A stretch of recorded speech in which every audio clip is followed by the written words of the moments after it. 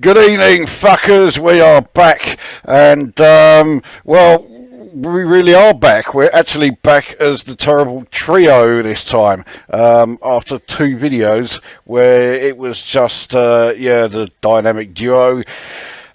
Jim has once again returned. He's once again lowered himself to our level.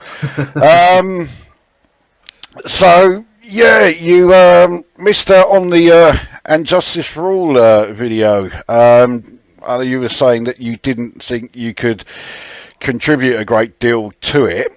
I mean, what was it about the album that you didn't like?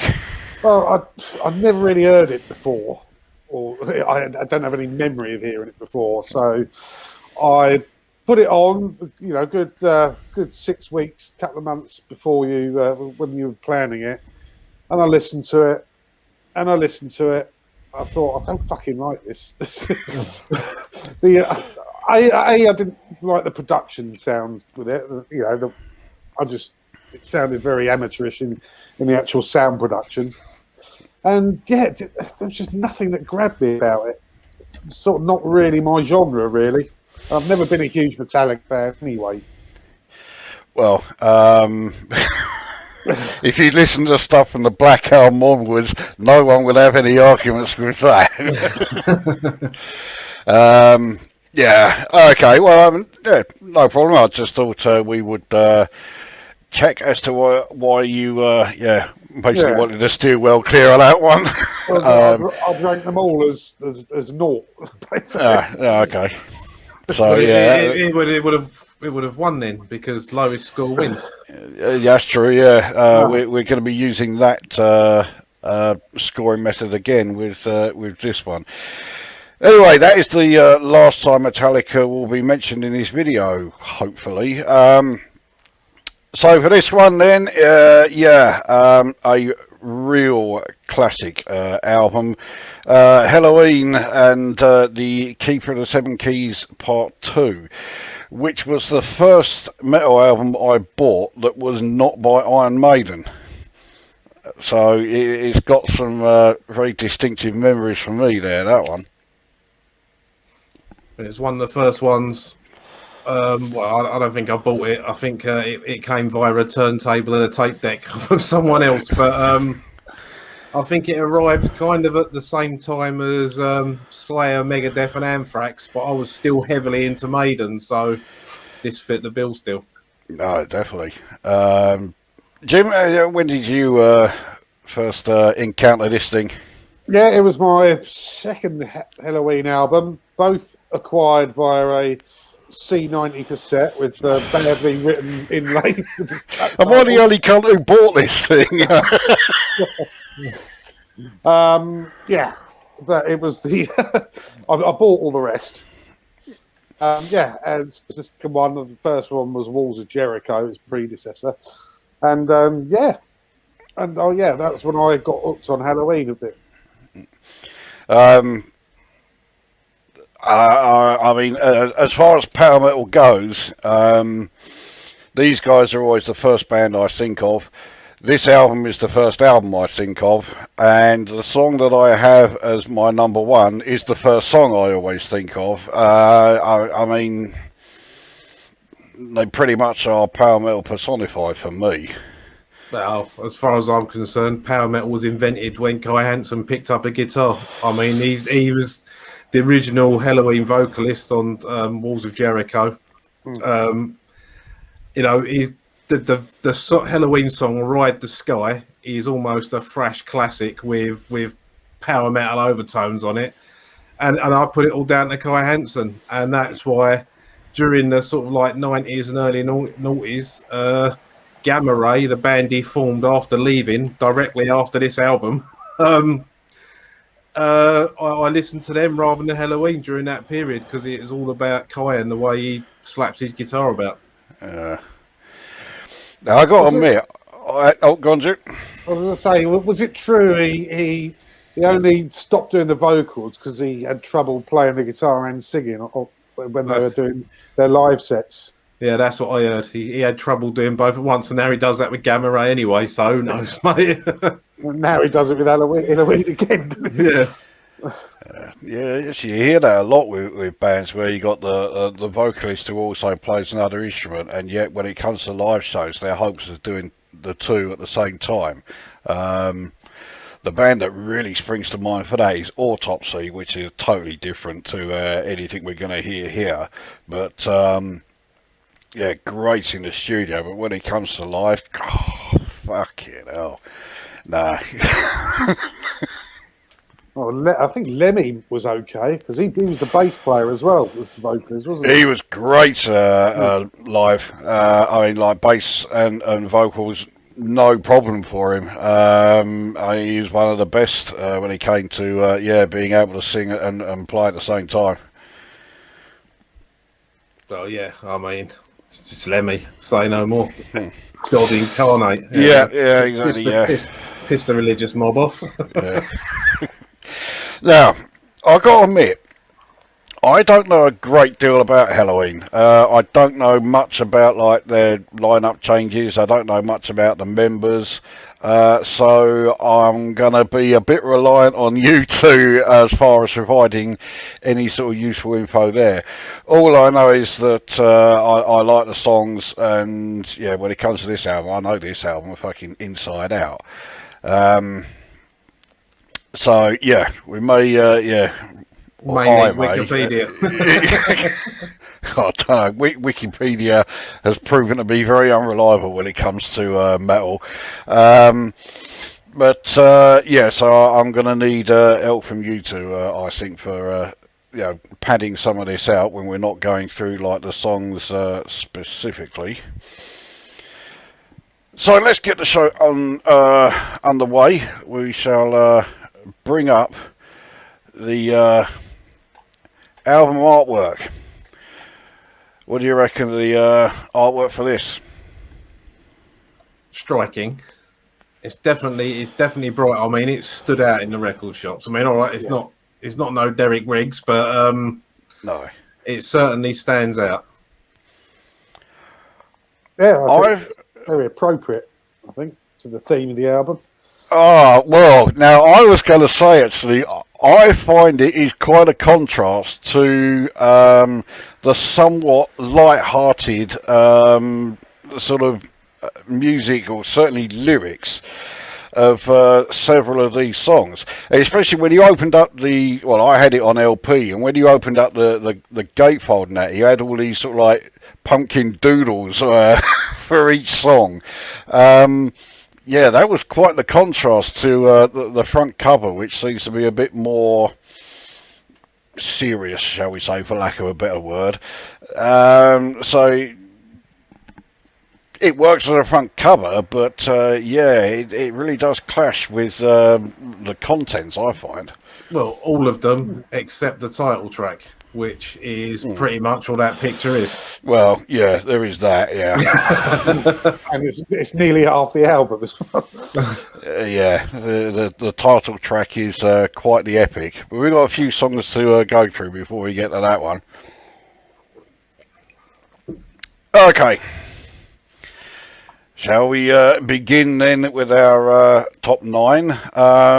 Actually, before we do that, I'll just, for anybody who hasn't watched the And Justice Raw video, what we will be doing, we'll go through the songs in order on the playlist, and we will give them our rating or our position from 1 to 9. We're going through the initial CD pressing, which only had the one bonus track on it. I mean, the version I've got on my PC has 3 extra tracks, and I think, Jim, the one you've got has got 5 extra tracks, hasn't it? Yeah. I've just got the one. So we'll go with that version, and so points will be awarded going on the position that we put it. So song number 1 gets 1 point, song number 2 gets 2, and so on. And we'll be using the pointless scoring system, so the song that scores the lowest amount of points will be the highest rated song of all time. And hopefully we'll end up with a definitive list. And I have a feeling this is going to go one of two ways. It's going to be one of two extremes. We're either going to agree on pretty much everything, or they are going to vary so fucking wildly that they could end up cancelling each other out. I don't think there's going to be much middle ground there. Well, we found that with the Justice video, didn't we? Because it's your your circle of friends and what your mates put on and what you get used to and what you like. Yeah, I there are quite a few albums where, yes, one of us thinks, oh, this song is the best song on the album, and the other one says, no, shit. So, yeah, we'll see if that continues with this one. Although, I think I speak for all of us when I say none of the songs on this album are shit. No. It's more a case of song number 9 is simply not as good as the other 8. But there's nothing on here that I would say, no, that song's fucking bollocks, don't bother with it. No, me either. Before we start, do you want a rundown of the personnel on this album? Because Helloween have had so many different people in and out of the band. Yeah, that's true. Yeah, go on. That's right. So you've got Michael Kiske on vocals. I think he was 20 when he recorded this. Kai Hansen on guitar and backing vocals. Michael Vyckoff on guitar, keyboards, and backing vocals, and the cover concept. That's what it says. Marcus Grosskopf, which always makes me laugh, so that just basically means Mark Bighead. Yeah, Mr. Bighead, yeah. Marcus Grosskopf on bass and fretless bass, and Ingo Switchenberg on drums. And just as a point of interest, Ingo Switchenberg had a lot of problems, and he took his own life in 1995. When Helloween reformed with Kiske and Hansen to do their most recent album, certainly in the video and for Skyfall, and certainly the whole album, I'm pretty sure their new drummer, whose name escapes me right this second, they used Ingo Switchenberg's drum kit so they could all still be there. The only one that wasn't there, I don't think, was Grosskopf, because I'm sure he didn't want to come back, but I could be wrong on that count as well. But yeah, so it was like a proper reunion. They had Ingo Switchenberg's drum kit as well, which is a nice touch to do for your old mates, I suppose. Yeah.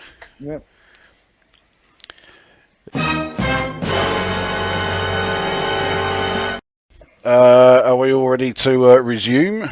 Yeah, although I should add, now Jim's back, that it weren't Marcus Grosskopf. He's been in the band since the beginning. So, sorry, mate. if you ever watch this, Marcus, I do apologise. I was thinking of Roland Grappow, the guitarist that took over from Kai Hansen, that didn't want to come back again, or they thought it was a bad idea. So that's that done. Moving on. Okay, right. Well, now that we all stand corrected, right. Let's bring up the old track listing. And, well, I say we start with Invitation. I mean, it's... For the purpose of this video, we'll treat Invitation and Eagle Fly Free as all being like one and the same track. So Invitation, as well as being an intro to the album, is also an intro to the first song. Well, at least we'll do that for when it comes to the purposes of the scoring. We can talk about the two tracks separately. Invitation is what it is. It's an album intro. And what a great intro it is.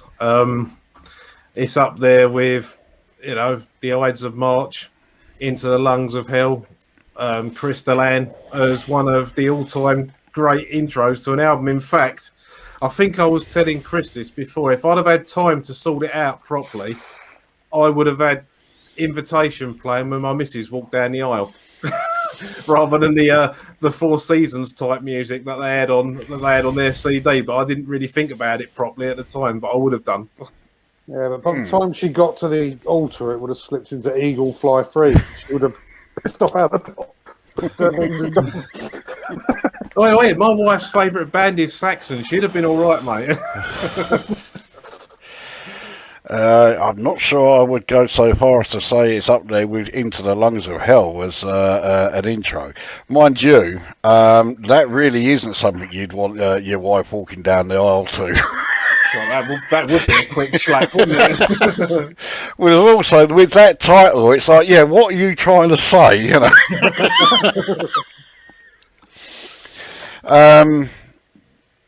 Yeah, I mean, there's not really much I can add to it. Say, for me, it is an intro to the album. It's good, but you know, that's all it is. Jim, got anything to add to it? No, not really. It's okay. It's very listenable. It's a reasonable intro. In fact, yeah, I think go far as say it's quite good, and it segues into Eagle Fly 3 nicely. But I wouldn't as a solo piece. I wouldn't ever say it's outstanding. Yeah, I would have to go along with that. Yeah. Okay, it's just me then. I think it is just you. Yeah, it's no Into the Lungs of Hell for me. You know. Well, see, the thing is, before we knew the use of the phrase power metal, we used to refer to me and my mates. We used to refer to Helloween as like classical metal because it was the first band we really heard that had like string sounds in it other than guitars that clearly weren't just synthesizers and that. Yeah. So yeah, that intro, when I first heard it, I'd never heard anything like it before. So it's I suppose it's struck a nostalgia chord, and now when I hear that intro now, it's like, oh yeah, here we go. Well, yeah, I can't argue with that. You know, when you're hearing that, you know, well, you know what's coming. Eagle Fly 3. What a fucking way to get the album off, you know, proper. This is a fucking great song. Yes. Agreed. It seems to be a bit of a stalwart now for Helloween live shows. They always start with this song. Well, why wouldn't you? Yeah, I mean, it's not a complaint. I mean, it's the perfect song not only to get this album underway, but to get any Helloween live show underway. There is nothing that comes close to being as good as this for you know, getting things like kicked off. Yeah, I mean, go on, Jim. I was going to say, it gives you the way the song's structured is like the classic Helloween formula. You know, with the slightly different tempoed song intro, and then the way the song's structured, and the slight changes in the chorus with the anthemic vocals. Yeah, definitely with the vocals there. Yeah. Yeah, and we should also say, what a fucking vocalist Michael Kiske, well, still is. Yeah. I would put him probably second only to Dickinson. I think he is that good. Yeah, well, I can only agree. And the boy's lost nothing, has he, over the years? No, not at all. I mean, when you consider this album was recorded, 33 years ago, and you hear him singing in the new one that came out this year, he's lost none of it at all. I watched a couple of live ones on YouTube for the Pumpkins tour, Pumpkins United tour, and he's just as good live as he's in the studio. Yeah. Yeah, he's certainly got the longevity there. I was going to say people often compare him to Dickinson, but I think they're both quite different. They've got a similar range, or I'd say Kiske is a bit higher, but I think their styles are slightly different. I can see some similarities there, but there are more differences than there are similarities. They are in a sort of a similar sort of vein. Well, it's the operatic metal singer, isn't it? Is how their sort of build. Even though it's not opera, obviously, but it's their build as an operatic singer. No, although you say that, this was actually something I was supposed to say when we did the Maiden video. I think that with not a lot of like classical training, Dickinson could easily have been an operatic tenor. and I would imagine Kiss as well. Kiss was more of a soprano, I think. Some of the notes he hits. So they've got a special. They got a special set of bollock squashers in the studio for when they're doing the choruses. They borrowed them off the Bee Gees. I mean, as long as he doesn't reach, castrata sort of vocal range, which, that vocal range, the name of it, that is how they did it. Yeah. How nice of them. Moving on. Unsurprisingly, it's bands now. It's Really? no surprise. Yeah, I'm not sorry about that either. Well, you planning a singing career or something? Oh, Fucking hell! I mean, no. If there's one thing I would not wish on anybody, it's me having a singing career. There's a challenge for a future video. especially not castrato. No, certainly not at that vocal range. No, I'll leave that one. Lucosa and the Eunuchs. You heard of tenor, baritone, and stuff like that. Up gravel tone up the top. Of it. Yeah, that's about my limit. I think. Yes. Okay. It is a great opener to the album, and I mean, I've not seen Helloween live, but if they're opening their shows with it, what a way to start. Well, let's have a bit of Eagle Fly Free. Via invitation, yeah? Do we want to add the invitation intro as well? Yeah, Well, all I right, do. yeah. Okay, yeah. We'll have to two together.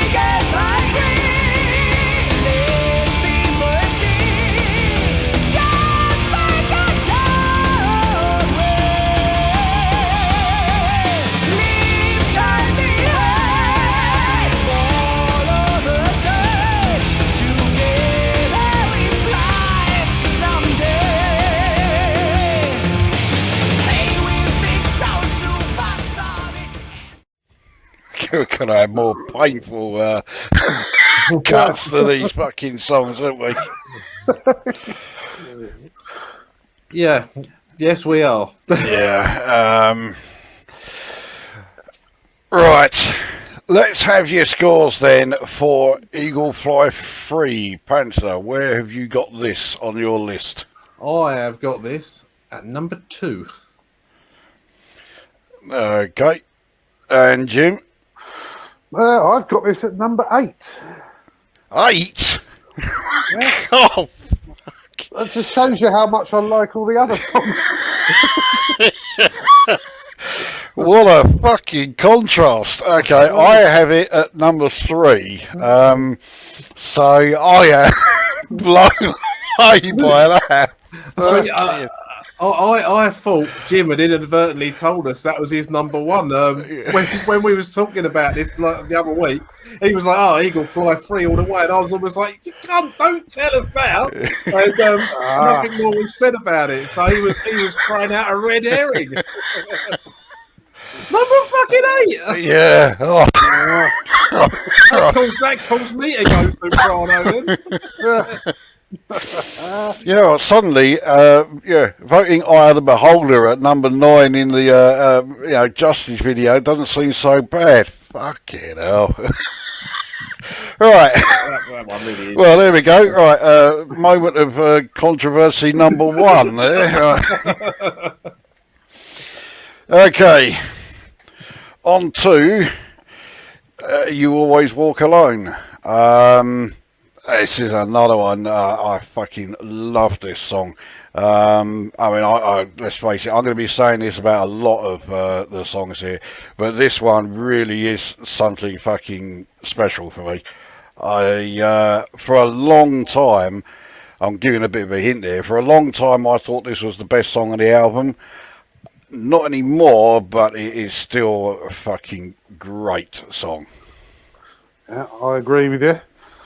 I won't give too much away right now, but I like it more than the previous one. Fly Free.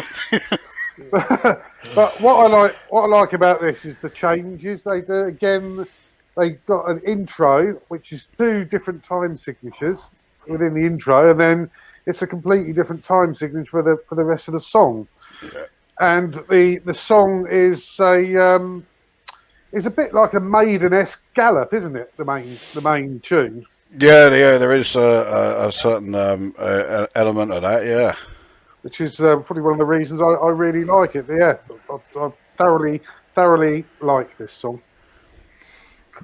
Yeah, I think it's great. I like the way it starts slow and straight after Eagle Fly Free, you're thinking, oh, hang on a minute, they've turned everything down a bit, and all of a sudden, no, they haven't. No, they certainly ain't. Yeah, it's a bit misleading the way it starts, but it's got quite a few time changes throughout this, and it doesn't always work. I've heard plenty of songs, and I think, oh, why did they put that in? They've ruined it. The best example is Escape by Metallica. When they put the slow bit in there, it's like, what the fuck are they doing? And it ruins the song. But in this song, it works every time. I'd just like to point out to all the viewers that Mr. Lucosa said we weren't going to mention Metallica again, and he's now done it twice. Oh, Yeah, 2 times. Yeah. Yeah, cheers for that. Right. Mind you, I suppose, yeah, I brought it on myself there, that one. All right. Oh, yes. Anything else to add about this one? It's got nothing to do with Jerry and the Pacemakers. It always did make me wonder, was it a bit of a dig at Jerry and the Pacemakers? I hate that song. I really do. I'm not a fan of Jerry and the Pacemakers anyway. Although I think the thing that I really hate about that song more is the fact it's associated with Liverpool. Yeah, maybe Helloween despisers of Liverpool FC. Yeah. Bloody Everton fans. There we go. The mystery of that song title has now been solved. You heard it here first. Shall I just play the song? Yeah, let's have a burst of You Always Walk Alone. Got to find my mouse first. There it is.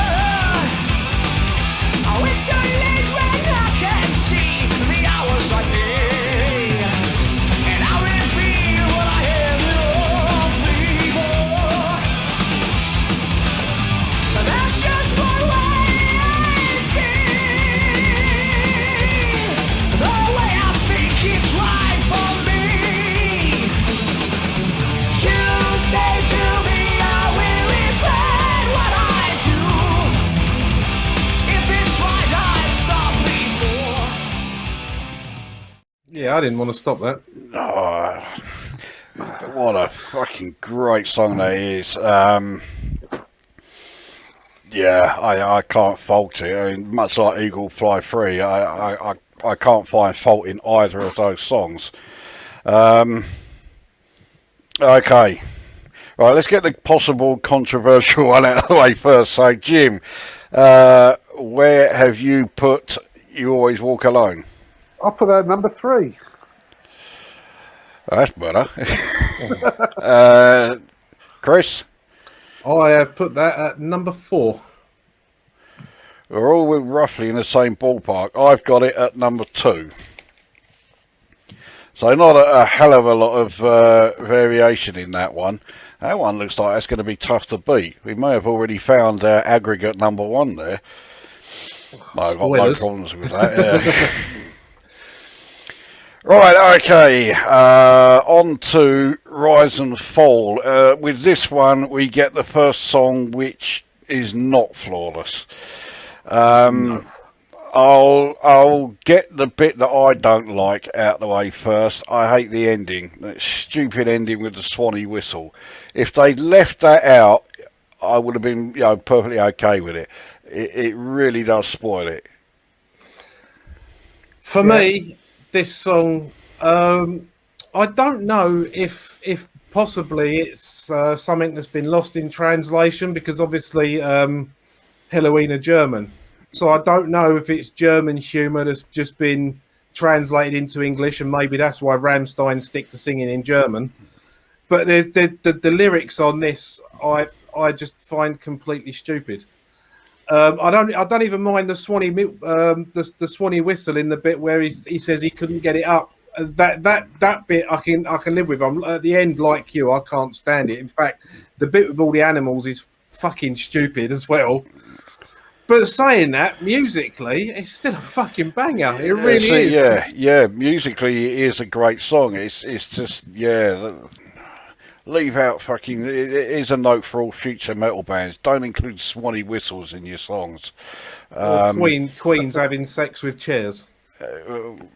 See, the lyrics, okay, I'll go with you. They are like rather silly, but I think, for me anyway, I think that's intentional, and it is just, it's supposed to be a sort of like jokey sort of, it's just a bit of a jokey song, really. Well, I couldn't work out the lyrics, so in the end, I've written down here, is this song about erectile dysfunction? Well, there could be a bit of it about that, yeah. I don't want to see Jim's research pictures for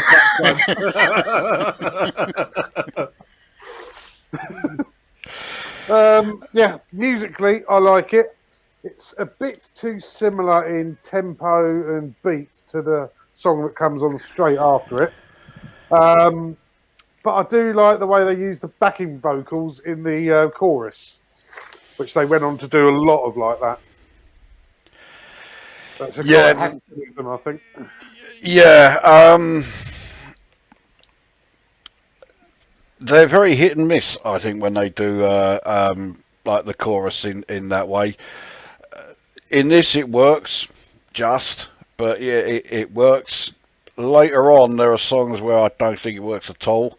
They kind of get away with this. You can get a bit like Def Leppard, can't it? Well, yeah, and in some cases, it almost sounds like, football terrace chanting, and you just think, no, don't do that. Just sing it. You're a fucking great singer. Just sing the chorus, So yeah, I could do it without that. I do like the first line though. Once a singer sang about bullshit, yeah. I'm all right with that line, yeah. And he's doing it again. Yeah. I often wonder with this one if he came in too early on purpose, because he says a singer, doesn't he? And then he stops and he starts. I'm wondering if he came in too early and it was such a good take. I was like, oh, fuck it, we'll go with that. It sounds good. I think it is done intentionally. I don't think it was like, a fuck up or anything. I'd be quite happy if it was a fuck up and they left it in. Yeah, but I don't know if it was. Well, I guess we'll let people judge for themselves. Let's have a blast of Rise and Fall.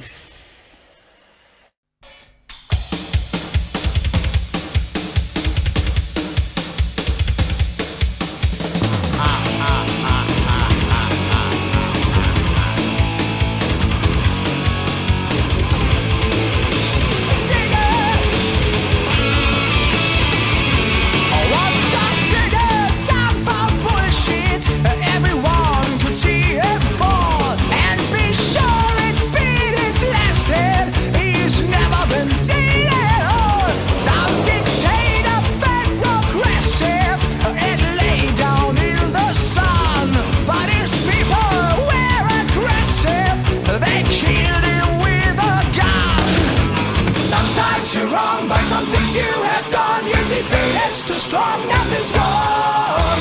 No use for a fight if you're not acting right. You become down to size like a lie. It's the rise and fall, the price for all that ignites it all. Like it's like a ball, you can't recall. I'll carry it all. So better you should play.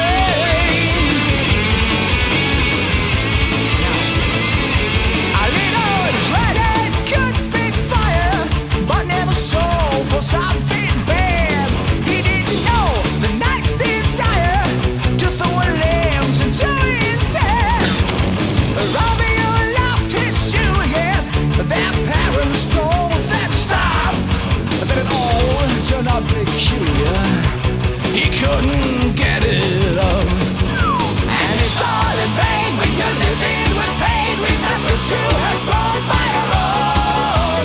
Freedom's a light, it's a mirror overnight. You sip up every green free to win. It's the rise and fall, the price for all that ignites it all. Yeah, well, I managed to get one of the Swanee whistles in. Yeah, cheers for that, yeah. Right, our racings. Well, I'll go first on this one. I have put Rise and Fall at number 6. Chris? I have put Rise and Fall at number 9. But even though it's musically good, lyrically, I find it silly and too silly. So for me, it's the worst one on the album. But I would never skip over it, and I'd still listen to it. And this was a really old fucking CD to put in a order, you bastard. It's certainly a difficult one. Well, that said, I had a feeling this was going to be your number 9. Jim? I put it at number 6 because despite the lyrics being fucking ridiculous, musically I really like it. Which means you've got it 2 places above Eagle Fly 3. Believe me, you're not going to hear the end of that throughout the rest of this video. Right. Rise and Fall didn't do particularly great there. I mean, but that's the thing. I mean, it's not shit. You know, it's still a good song. It's just got some stuff about it that irritates and you wish that weren't there, but it's not enough to make you say, you know, as soon as you hear it start, it's like, oh, skip this song. You know, you'll still listen to it, but it could have been a lot better. Yeah, it could have been a lot better. Different lyrics for a start. or sing it in German. I'm surprised that Helloween didn't sing in German, unless they did like Kraftwerk and released like 2 different versions of their albums, one sung in English and one in German.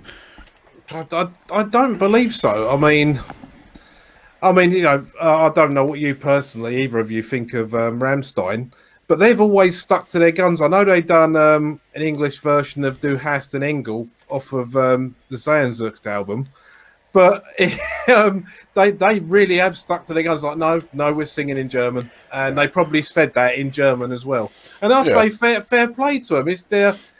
There's something about their music that works with it. I think this album, because I mean, there was a point where Helloween used to come out on stage and say, "We are not Iron Maiden," but you can see the similarities with the music. It's in that sort of area.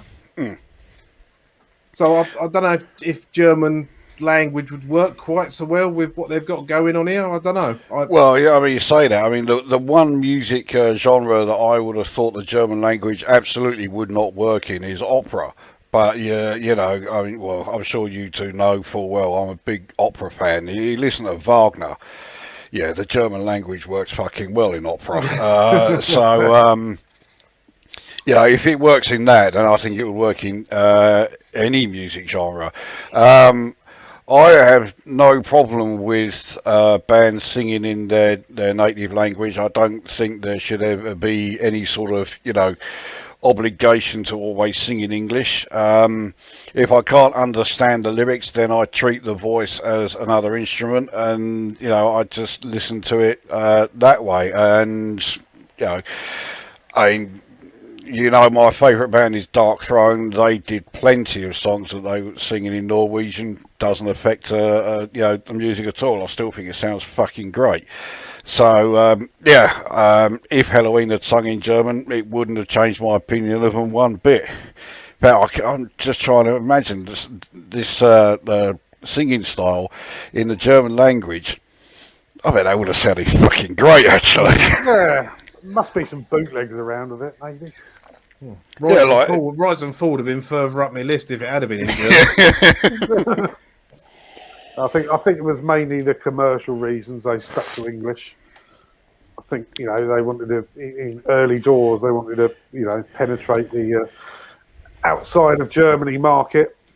And if they want to do England, the States, you know. Yeah, and actually you mentioning that is one of the things that always mystified me about Helloween. They are definitely one of those bands that you'd think they've got the formula right for, like, major commercial success, but they never really sort of cracked it, and I've never known why. For me, they're up there with Maiden, and I mean, Maiden cracked mainstream success in fucking '82. You know, why have Helloween not been able to do that? I don't know if it's their revolving doors. I mean, I don't know what you think of the first album that preceded this. That's not a bad album either. It's not as good as this. What, part one? Part one. It's certainly not as good as this, no. And then they've got this album, and then the one that comes after it, Pink Bubbles Go Ape. You've got Kai Hansen has left the band because of musical differences and whatever his problem was at the time. So you've got a revolving door of musicians. I mean, there's a lot more on the musicians list in the recorded era. I mean, like you're comparing them to Maiden. Maiden's recorded era, they've had 2 drummers, 3 singers, and 3 guitarists. You know, there's not much. There's not much there, or 4 guitarists. Sorry, I forgot Dennis. How can I forget Dennis Stratton? Whereas Helloween, if you look at their list of personnel, it's considerably longer. And Pink Bubbles Go Ape was quite a shit album. Yeah.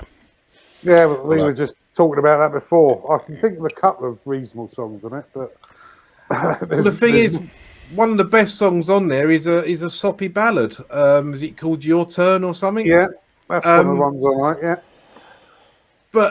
And then when Helloween decided to get their act together and start making really good metal again in sort of like the late 90s, that's when everyone was listening to, you know, the new metal and rap and hip hop was getting really big again, because these things tend to go in circles. And then, of course, they've kind of missed their window of opportunity to break it big, because that kind of music isn't in, because they still play power metal. You know, that's what they do.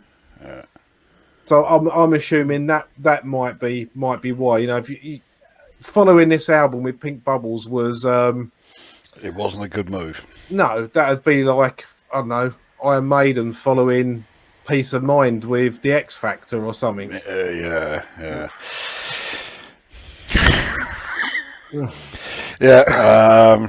You may have hit the nail on the head there with that. Yeah.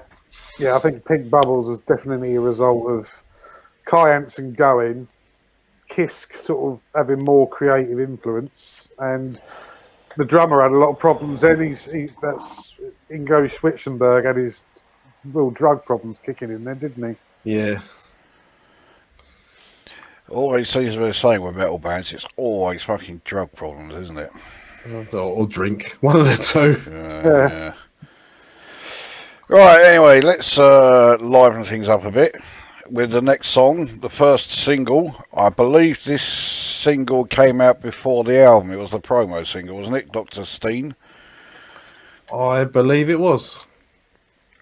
And, well, if you look at the cover of the single, you get, again, the sense that this is quite a light-hearted album, which also sort of rather goes against the somewhat, shall we say, serious album cover. Have you got the singles artwork? Well, while you're talking about it, I'll see if I can open a new window up, and I will find it. Right. It's not my favourite song. I tell you the one thing that it always used to bug me with this song, and it still does to a degree. When I see it written out, it looks to me like it should be pronounced Dr. Stein. But let's face it, Helloween are German. They know their language a damn sight better than me. So if they say it's Dr. Steen, then you know it is. But yeah, every time I see it written, I think, it should be Dr. Stein. Right. Hopefully, this window will slide across into that one. Right, there we go. Yeah, that's it. Yeah, that's no, that's bonkers fucking mental, isn't it? Really? Yeah. Didn't this single get into the charts? I think it did. I do still have my Wikipedia page open because regardless of what we might think of Wikipedia, it does tend to get dates relatively right. Yeah. Right, let's click on that. UK singles chart 57. Okay, I thought it got into the top 40, but Yeah, I thought it did as well. Well, it got to 21 in Switzerland. It got to 57 in England or the UK. It got to 81 in Japan, 55 in Holland. It got to number 10 in Germany. So, I mean... yeah, that's not the biggest shock ever. No. Right, I'll move that to the side again then. Right, there we go. Yeah, so what do you two reckon of this one? The thing I like about this one is one of the same things that I liked when we did the Thrash video about Acid Rain's Motherly Love. Sometimes when it's done properly, the use of spooky church organs with metal music works really well. And this is one of them songs where it works really well during the instrumental break. Yeah. Yeah, I can't argue. Jim? Yeah, but strangely enough, I really like Dr. Steen. I know it's a bit light-hearted, a bit cartoony and a bit silly, but I actually quite like it. Nice. Yeah, I mean, there is plenty of that sort of stuff in this album. So, yeah, I don't think it's sort of like, stands out for the wrong reasons because it's like that. It's very atmospheric with the, gimmicky sounds at the beginning, the monster roaring and the dungeon noises and all that. It's got a catchy little tune and a nice chorus. The guitar solo, before you get the organ solo, I think it's quite bluesy, which is quite good. And the lyrics are understandable, and they're quite funny. So yeah, for me, it's a really good song. Sort of gives you a nice sort of halfway into the album bit of light-heartedness. I know a lot, as you said, a lot of the rest is light-hearted, but this particularly is. Yeah. I think we've got quite a contrast of opinions on this one. All right. Shall we have a blast of Dr. Steen, and then we'll get the ratings in for it. One thing I'll say before I blast it is I think this also has fairly silly lyrics, but they're not silly, sometimes nonsense lyrics like you got in Rise and Fall. These are telling a story, and as Jim said, they are quite funny, the lyrics this time round. At least I think so. Yeah, he likes his assistant's hips, so he cloned her, and now his hips are hurting. Yeah. I don't know what they can You mean. know, you don't need to be an expert at reading between the lines with that one. I'm going to play the song now. Yeah, off we go.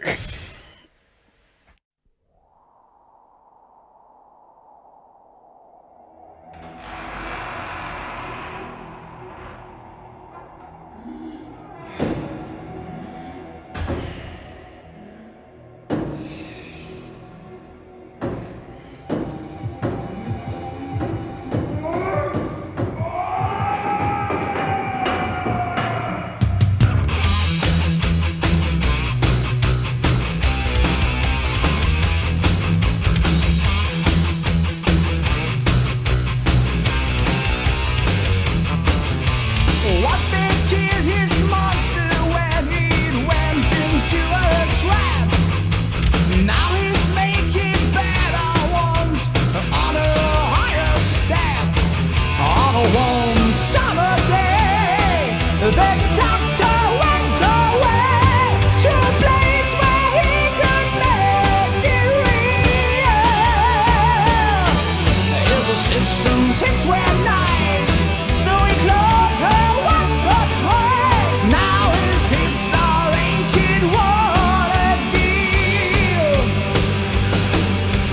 Dr. Steve grows funny creatures, lets them run into the night. They become great rock musicians in the time is right. Time is right.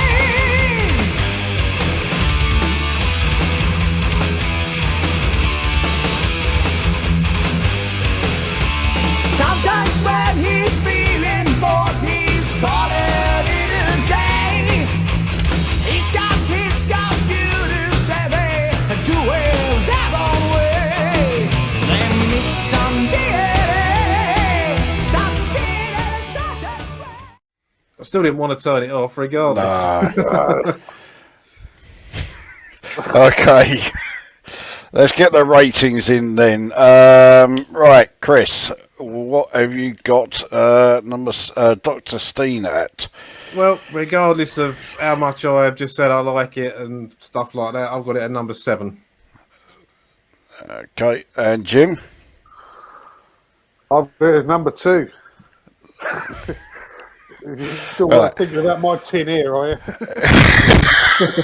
Well, I think I've been a bit unfair with this one, but the thing is, there has to be a song at number 9, and this is mine. But like I was saying at the start, it's not a shit song by any stretch. It's a great song. It's just that I think all the other songs on there are better.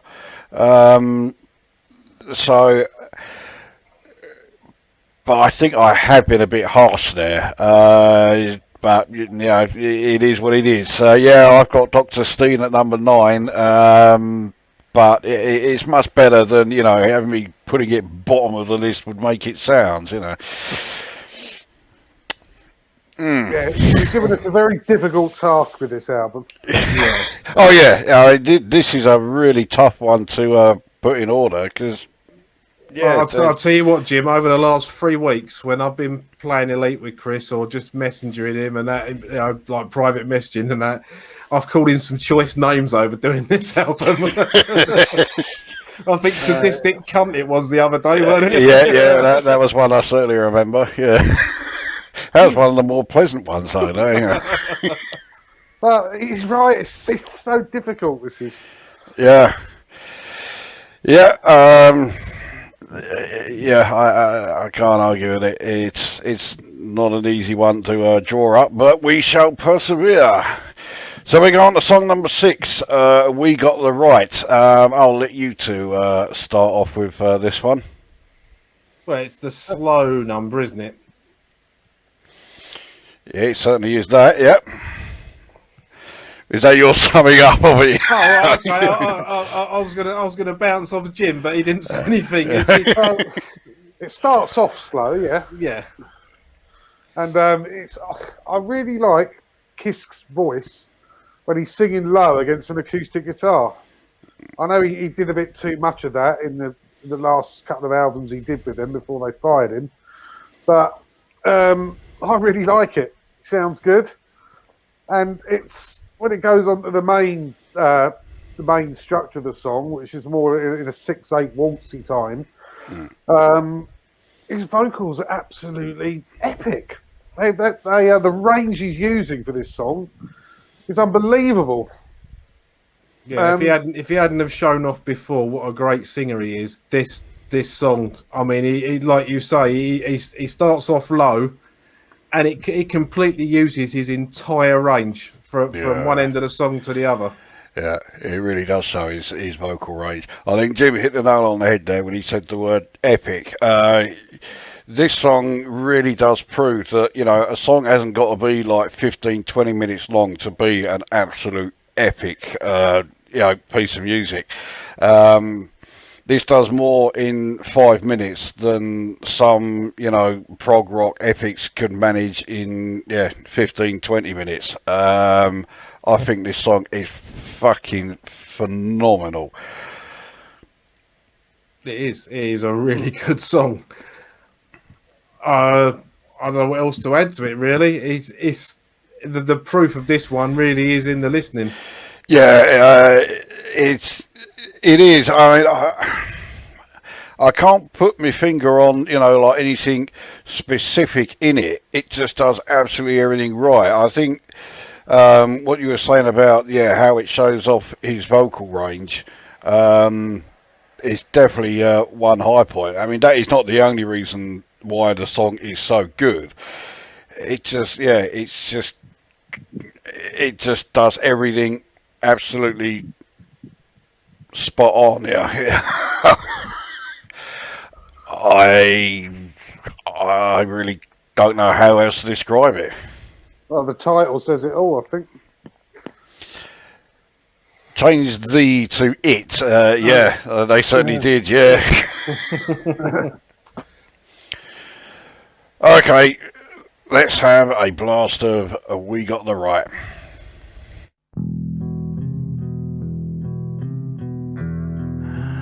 Don't turn your head back to the wall. Don't close your eyes and wait for your fall.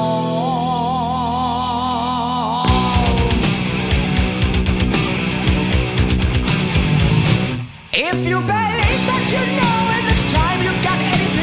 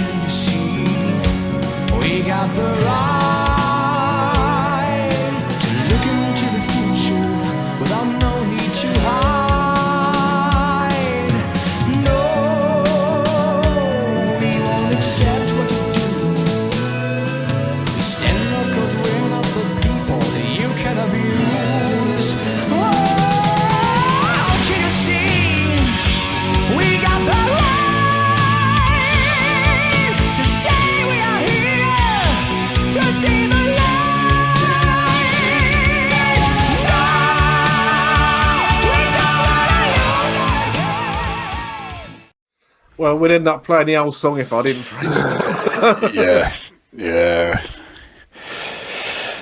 Yeah, we certainly would. Okay, let's get the ratings in for this one. Jim, where have you got this? That's number 4 for me. Okay, and Chris? I have got it at number 5. Right, and I have this at number 1. Oh, I'm shocked. I would imagine a lot of people, especially knowing that, I'm such a black metal and death metal fan, would be a bit surprised that this is my number 1. But I just think this song is fucking magnificent.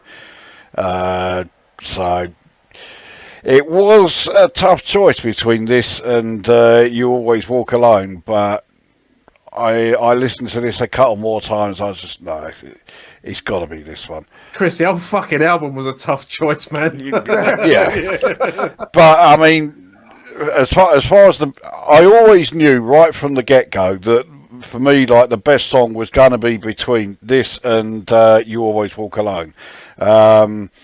Everything after that was the hard part. But yeah, I knew these two were going to be battling it out for like 1 and 2, and yeah. When did you come to the decision? Did it change again today? Because you normally do a last minute change. No, this one it was about a week ago. I finally decided, this is it, and I had my list set in stone then.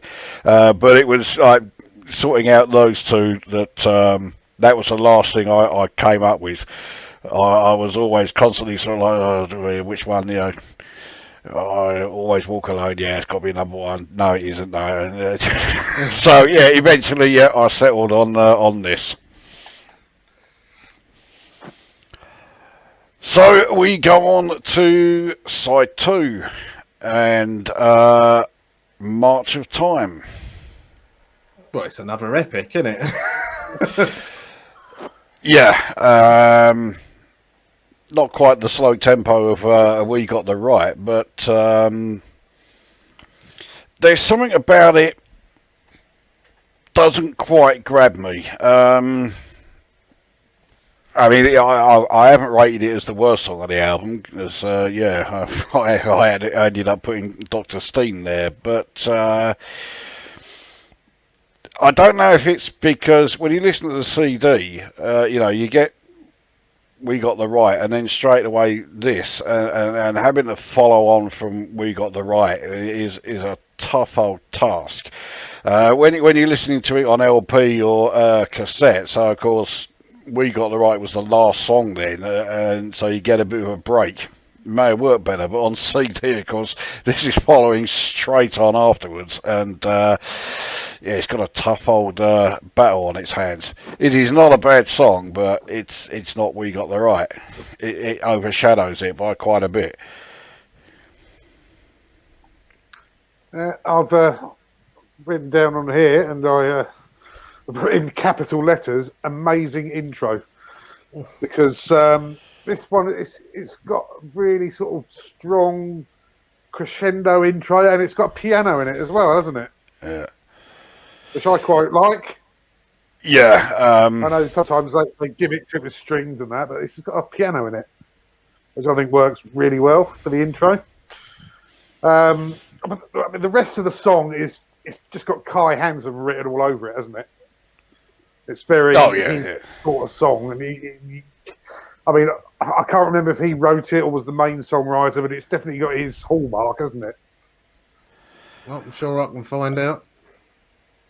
Well, I've always assumed Kai Hansen was like the main writer for all of this album. I don't know if that is the case, but well, funnily enough, the track list I've got, it hasn't got everything written down, but apparently You Always Walk Alone and We've Got the Right were both written by Michael Kiske, and March of Time, Kai Hansen. Okay. Oh yeah, it's a great song and a tough act to follow, as Chris mentioned. Well, I think it's a bloody good song. Really Yeah, good I think track. so. I think so as well.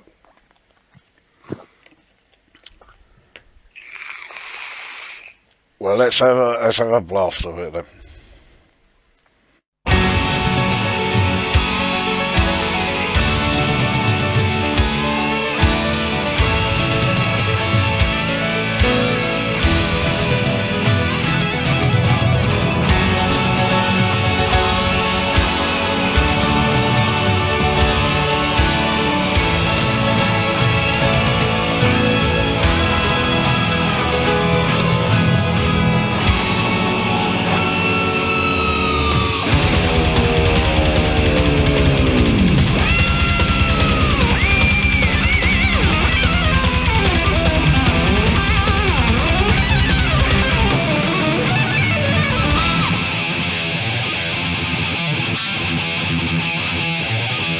Hours of lust, hours of tears, passing by before my eyes. Today, tomorrow, yesterday, one life.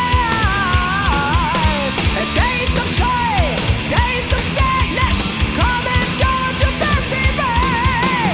A month, a year, 100 years, they fly. Oh, dear, we've been got to lead another life.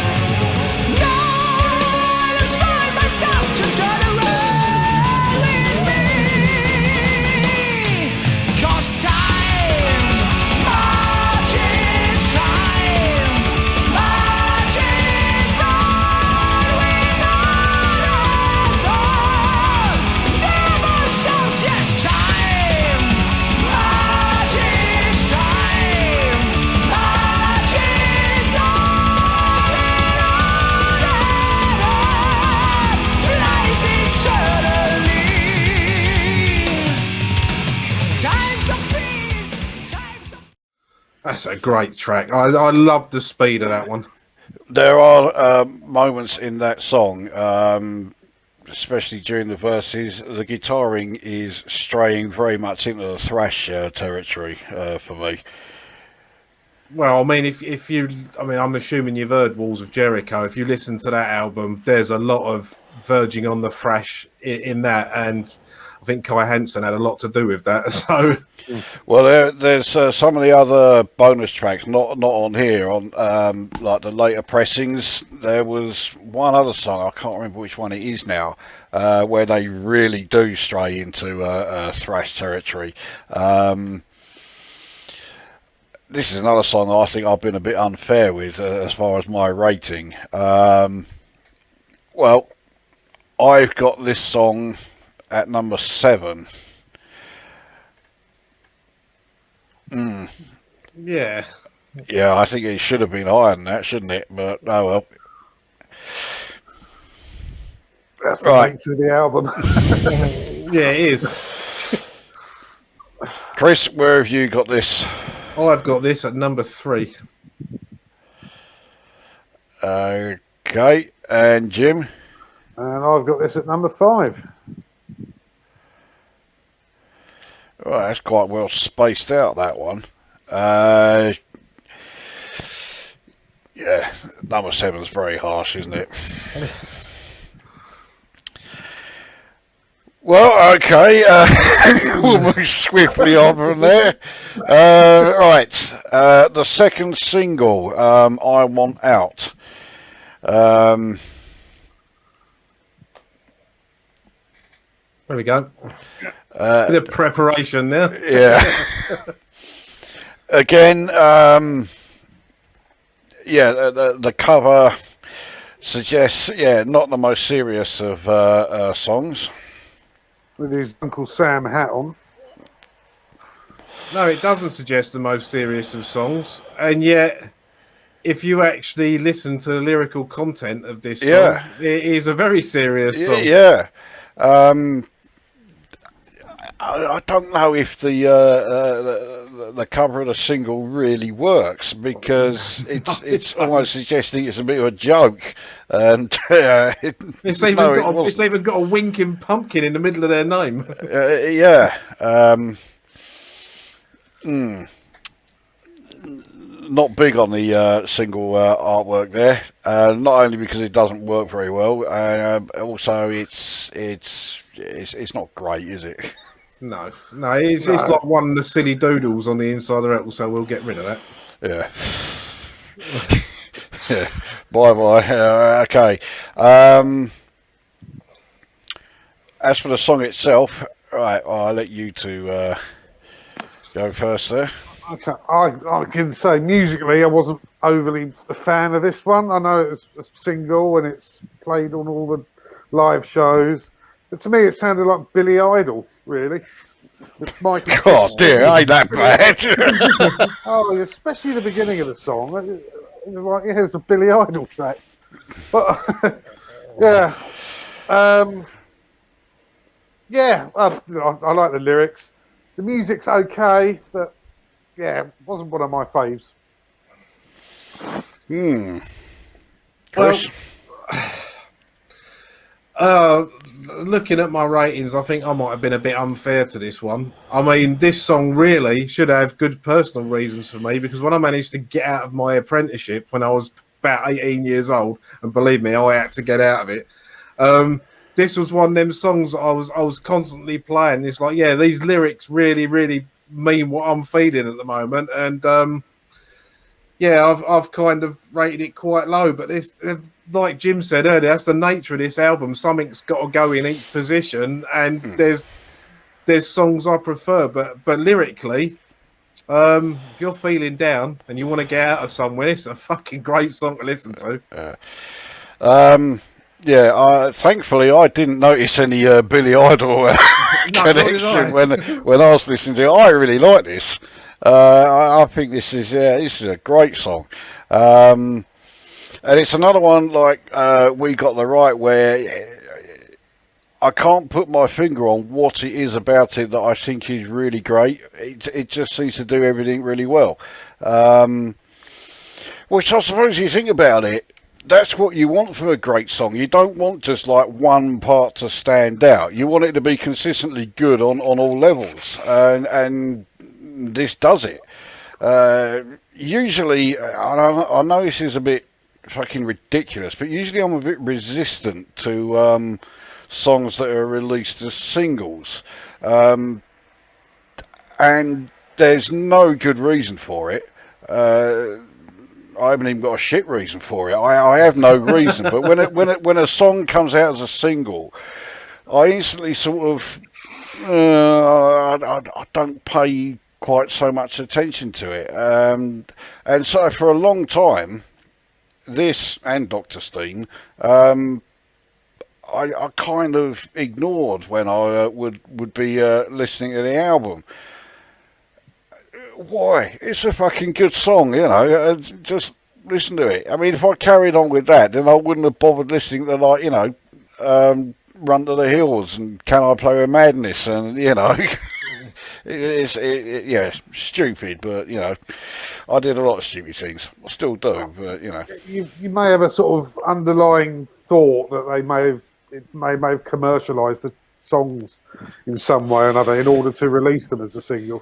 It could be something like that, but then, like I was saying earlier, I think Helloween are one of those bands that I think deserved, you know, like greater mainstream success than they got. I mean, it's not like, you know, they're only a small band. I mean, fucking hell, they sell out fucking great arenas when they're playing live. You know, they've got a big old following, and deservedly so. But I always thought they deserved to be a bigger band than they are. And then they release singles, and I just instantly ignore them. What can I say, you know? What a prick. Okay. Let's have a blast of I Want Out while we try to forget I said any of that. I'm not going to forget that ever. No.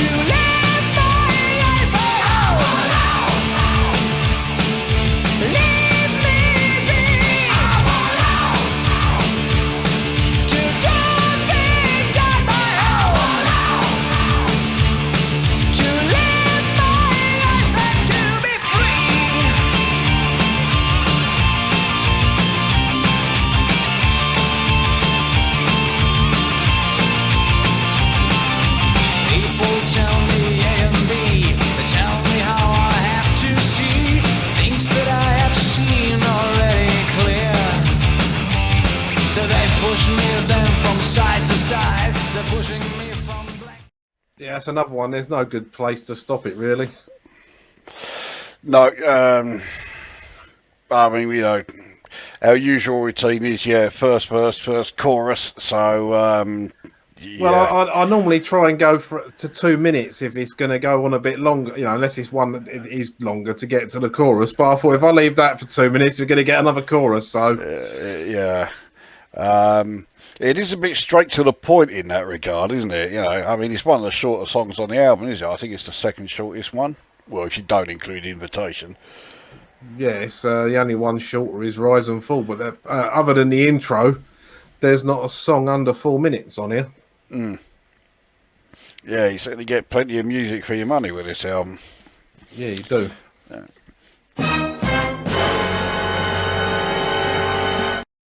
Right, there we go. So that was I Want Out after that unscheduled break there. So our ratings then for for I Want Out. I will go first with this one. I rated this at number 4. Martyr times 7 and this at 4. Oh well, this is a good song, but Chris, where have you got it on yours? I've got it at number 8. Okay, I did say it was a bit unfair on it when we first started, but something's got to go there. Yeah, that's true. And Jim? I've got it at number 7. Yeah, to me, it was the lyrics that gave it its point. Actually, I'm a bit surprised. The way you were talking about it, I was expecting that to be your number 9. So it's done better than I thought. But yeah, hasn't done particularly well, that song, I think. No. Right. On to the title track then, Keeper of the Seven Keys. Now, I am quite the prog fan, but let's see. I'm sitting here with 2 other big fans of progressive rock and progressive metal, and neither of them have got a number 1 chosen yet. I wonder what this is going to turn out to be. So, yeah, over to you 2. Go on, Panther.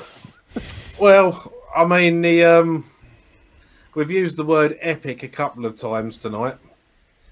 And when I first heard this song, the only other song I'd heard of comparable length was Rime of the Ancient Mariner by the Mighty Maiden. And I can only say this is almost as good. It's got a narrative to it, a story. It's their own ideas rather than nicking something off Coleridge, so we'll give them that above Maiden. Not that there's anything wrong with Rime of the Ancient Mariner. No, okay. But this is one of them songs. It starts off fairly acoustic, with Kiss singing along in his lower tones, and this song's got everything barring a bass solo and a drum solo. There is that much stuff in it. The middle section of it where they're doing the bit about him throwing the keys is absolutely fucking superb. Like, this could be an album by itself. What he said. Oh, good effort, Jim. Yeah, I was going to break the song down into all the sections and just put what I thought about them. It'd take me about 3 fucking hours to do that. We do need a bit of padding for this video, so off you go. I did Carry on. Well, I just do what you did. The intro is on a acoustic guitar.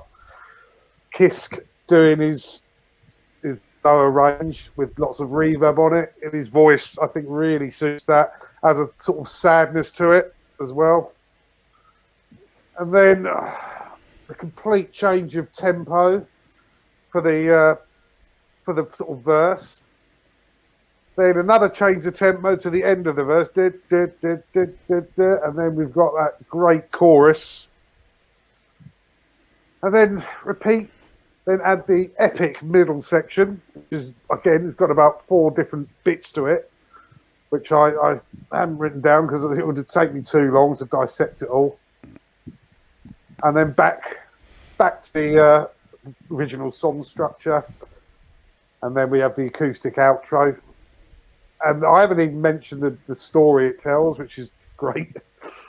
Which is, obviously what the album cover is supposed to tell us. For me, it's, as Panther said, it could be its own album. Absolutely brilliant. It could be a concept album or prog album in itself. It's a bit longer. Love it. Love this song. There's one thing you mentioned that I didn't, and that's the chorus. And I've got to say, tune-wise and performance-wise, I remember when I first heard this, I mean, this album come out really not long after I was really getting into metal and finding my way through it. And having got into sort of things like Slayer and Anthrax, as much as I love bands like that, I never knew at the time that metal could be performed in such almost like orchestrated, beautiful way. And this chorus, it's a real neck hairs on the back of the neck chorus. I thought really, really, really well sung.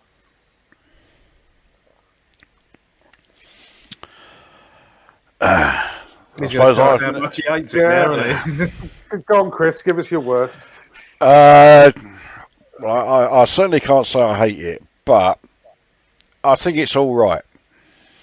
Yeah, it's not terrible. Earlier on, when we were talking about We Got the Right, I was saying that you could have a song that is absolutely fucking epic, and it doesn't need to be like 15-20 minutes long. For me, this is an illustration of why epic songs don't have to be like 13 minutes 37 seconds long. I think it's too long, which I know is hard to believe coming from a prog rock fan that I've said that, but yeah, I think it's too long. And despite what you two are saying there, I don't think there's enough in it to sustain interest over that duration. I think the acoustic parts are too long. I've got no problem with acoustic guitars. I mean, look at 2112, there's plenty of acoustic parts in that. But that song is on a whole another level, not just from this. It's on a whole another level from just about every progressive song ever written. It has nothing in it that makes it stand out amongst other progressive rock or progressive metal songs for me. It sounds like I'm coming down a bit harsh on it. I mean, I haven't exactly given it a terrible rating, but for a song this long, I wanted more out of it, and I didn't get it. Bloody hell, do you want the fucking moon on a stick? I mean, there's fucking everything in this song. No, I find it's too drawn out. It needed to be shorter so that all of the parts of it had, they were all like right there and then, I didn't want to be sitting there. I'll tell you what I think the problem is. When I got this, because this album was not long released when I bought it, I think I got it within certainly the first month of release. It may have even been the first couple of weeks of release. And when I got it, I had no interest in prog rock at all. Prog rock is something I've only got. I keep saying prog rock. This is prog metal, isn't it? It's something that I've only got into over the last, say, 10 or so years. So yeah, at the time it was a kind of a genre of metal that I had no interest in, and that probably didn't help it much. And it could be that I haven't given it a fair chance, but I mean, I've listened to it enough times while we were, going through the album prior to recording this, and it just doesn't grab me. I'm not saying it's shit, not in the slightest. You know, I think my rating for it is quite fair. But yeah, it's not an epic. We Got the Right is an epic, and it's, you know, it's less than half as long as this. So I think I just find this is too drawn out. I'm going to have to disagree with you because I think We've Got the Right sounds epic. I think Keeper of the Seven Keys is epic because it's epic in its length. You know, when they talk about Maiden epics, they're talking about 10-minute plus songs. When they're talking about film epics, they're talking about Cleopatra, they're talking about Ben-Hur, they're talking about Spartacus, the long films, and that's what makes it epic. If anything, for me, this song ain't long enough. I could do with another couple of their versions of that chorus on the end of it. I mean, I certainly get what you're saying, right? But I would add something to that. If you're using the film analogy, yeah, those films are epic, but they are epic not just because of how long they are, but also the sheer scale of them. You know, and it's the same with music. I think, you know, if a song is epic, it's not just the sheer length of it, but, you know, what it's got in there, and, you know, the sheer depth of it and the sheer scale of it. This, for me, doesn't have the depth there or the scale there. It's got the duration, and for me, that's all it has. I think it's got a lot of content in its length. You know, the different changes of styles that are in this.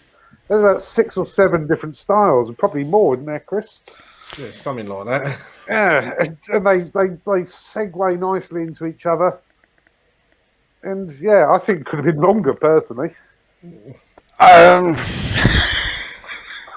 Yeah, I mean, like, yeah, I knew when we were going to be starting doing this video, I knew that my opinion of this song was going to vary wildly. Well, certainly from Chris's, and I suspected it was going to be the same with Jim's as well. So yeah, it's just, yeah, it's just not for me. But I mean, there are a few songs on here that I've rated below it. So, you know, it's not terrible, but it for me, it hasn't got the balls that it clearly does for you two. Well, that's fair enough. I mean, you know, that's what music does. I mean, me and you have found out loads of times when we've been talking about music. I mean, you know, you look how much I like Manowar, and you think they're ridiculous. And you know, there's some deaf things you've sent me, and I'm like, really, you like that? It's just, yeah. That's what music does. So yeah. You know, you're allowed to be wrong. Exactly. I mean, you take the last video we did, the thrash video. There's me going on about the Cliff Burton's bass solo in Kill 'Em All, and I'm like, oh fuck yeah, this is awful. Saying it's half of the greatest 8 minutes of the entire album. So, you know, opinions can and frequently do vary wildly, you know, and that's something that I really like, and it's something that I've always wanted to have feature in these videos. Believe me, I haven't just done this just to have a different opinion. This genuinely is what I think of the song.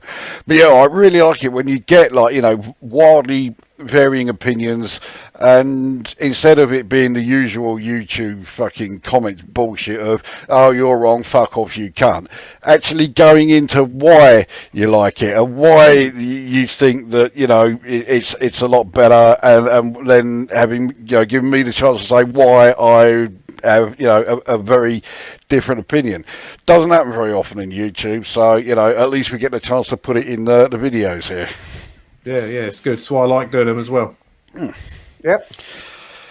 So, well, we will have a blast of Keeper of the Seven Keys, and then we'll bring in the what I think are rather predictable scores, and yeah, we'll see how we go with that one. Good luck finding a place to stop. yeah. I think I know when I'm going to stop. I don't want to, but I think I know when. Or is it around the sort of like 13-minute mark or something? Yeah. No. Well, you'll have to see now, won't you?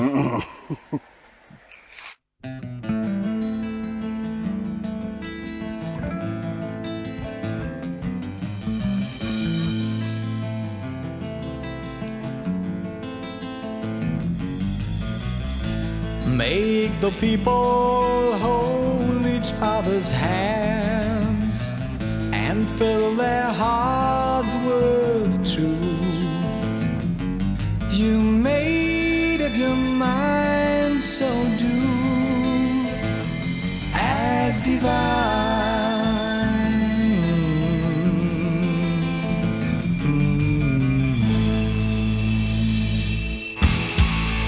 Put on your armor, ranked up to fight. Hold up your sword, you live in the light. Make yourself ready for the lords of the dark. They watch your way, so be cautious, quiet, and alert. You hear the whispering in the crowns of the trees. You're running round, but your eyes don't agree. Will o' the wisps misguiding your path. You can't throw a cast without taking the wrath. Watch out for the seeds of hatred and sin. Oh, as people forget what we've been. Our only hope surely cherry cannot Satan who won't let us be. Our only hope surely cherry cannot Satan who won't let us be.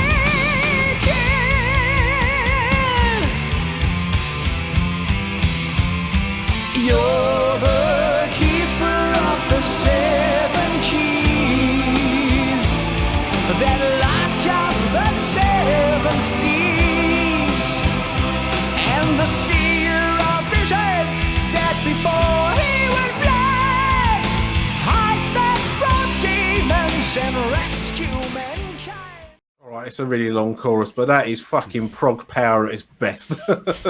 Or power prog metal, whatever you want to call it. Progressive metal. I think that works. Right, let's get your totally unpredictable scores in, shall we? Right, Chris. Would it come as a shock if I had this at number one? I'm stunned. Jim. Unbelievably, it is also number one. You do surprise me. The fact that I wrote in number one under your name before you even said it, yeah. I have it at number 5. So yeah, there are songs I have below it, but yeah, it's middling for me.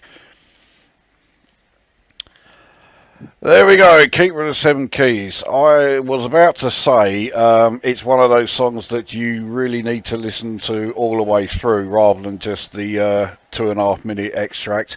But I have a sneaking feeling you're going to be hearing the whole of it at the end, because I don't know if I said at the start, but we will be playing out with the song that is rated number 1. I highly doubt that one is going to get beaten. Especially when 2 of you have got it at number 1 there, Yeah, so rightly so as well. right, and then we go on to the CD bonus track, I suppose it was, wasn't it? In the first pressing, Save Us. What do we reckon? Not my favourite at all. This one. It's got the Kai Hansen stamp on it. but I didn't like, as we said before, the way they do the backing vocals as an anthem. I didn't feel it worked at all well in this. You know, like I you know, go on. I couldn't agree more. This is a song that I really want to like, but that chorus ruins it Yeah, it's totally. like Def Leppard Yeah, It's not that fucking bad. it's not great though. I mean, No, not Def Leppard bad. It's Oh, okay. Oh, right, yeah. Yeah, that might be a bit over the top. I mean, this is a CD bonus track, but on the original American CD, this was actually track 7. So this was slapped in between March of Time and I Want Out, I would assume. Well, it might have been before. We got the right March of Time, I think. Which would have split that up lovely for you, wouldn't it? Yeah, that wouldn't have been a bad place to put it. I think sticking it on at the end, I mean, he's got to try and somehow follow on from, you know, a 13.5-minute fucking epic. It's gonna have a hard time. It needed to be something pretty fucking good, and it isn't. Well, no, but it is a bonus track. I mean, if you had this on vinyl, the end of the title track, and then that was it, album done. Yeah, which is probably why another reason I don't really like it as well. I was used to my copy of the tape finishing with the title track. Yeah, I remember there was something else about it that I wasn't keen on, and I've forgotten what it was. Because I remember when it starts, it sounds like it's going to be something really great, and then it goes on. It's like, oh, yeah, not bad, and then that chorus comes in. It's like, oh god, no. Yeah, I don't mind the chorus myself. I mean, obviously, it's you know, not top of my songs or anything like that. It's not bottom either. It's pretty much like you were saying about Keeper. It's a middling track for me. I see what you're saying about the chorus. It doesn't bother me. I do like the main guitar riff through the verses, but it's a middling track. If it had been anywhere else on the album, it probably would have been the only kind of filler track. It's filler, but it's not terrible filler. Yeah, I think it certainly is filler. That's probably why it got demoted to just being a CD bonus track. You get the impression that even Helloween themselves probably said, yeah, stick that on as a CD bonus. Don't bother with it on the main LP, because compared to the rest, it sounds very different. It doesn't really, well, for me anyway, it doesn't fit in with the rest of the album. Well, it's a Kai Hansen written song, so maybe it not fitting is because he wanted to do that sort of stuff, which he has done quite successfully with Gamma Ray. So maybe that was part of the cracks forming. So it literally was filler. Yeah. I mean, Gamma Ray is one of those bands that I wasn't all that familiar with up until just like, you know, a couple of weeks ago when you were sending me some links to theirs. I have to say, I did think they were pretty fucking good. Certainly better than this song. The thing is, I don't even have this as like my lowest song, but it ain't far off it. The other thing about the chorus is it doesn't fit in with the rest of the song. The rest of the song's going quite well, and then the chorus, it's like, no, it don't. It not only does it not work, it doesn't sound good. It sticks out like a sore thumb. You know, it's almost like it doesn't belong there. You know, it's yeah. Don't have a lot of very good things to say about it. It does have its moments. As I say, when it starts, I you know, you think, oh, this is pretty good, but it does go downhill rather rapidly. Well, it was never a contender for the top spot. I mean, just while we're mulling this song over, you were saying you was between You Always Walk Alone and We Got the Right. Jim, you haven't really said what you was sort of like fiddling about with, but for me it was Eagle Fly Free, March of Time, and Keeper. Those are the 3 tracks, and they changed around quite a lot while I was doing this. My initial list had Invitation Stroke Eagle Fly Free at the beginning. At no point did Save Us come anywhere near the top. So even though I don't think it's shit, it's not a contender. It is middling filler. It's by no means the worst one on here for me, obviously, because you've already had those numbers. Yeah. I mean, nothing on this album is shit, so I'd never class it as shit. Well, see, yeah, it's not a shit song.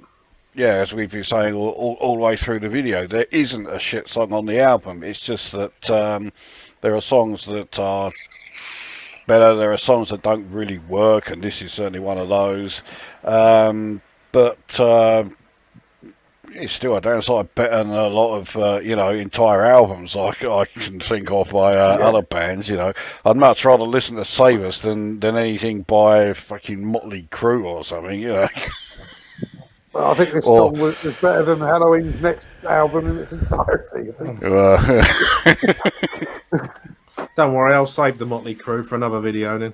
As long as you never stoop so low as to play fucking Unskinny Bop by Poison, you're all right. Hey, No. Unless you say to me, let's do a video of shit records, then it might get an ear. It's almost nailed on number one in that point. I'm going to play some Save Us after you've just said that because I think we need it. Yeah, let's have a blast.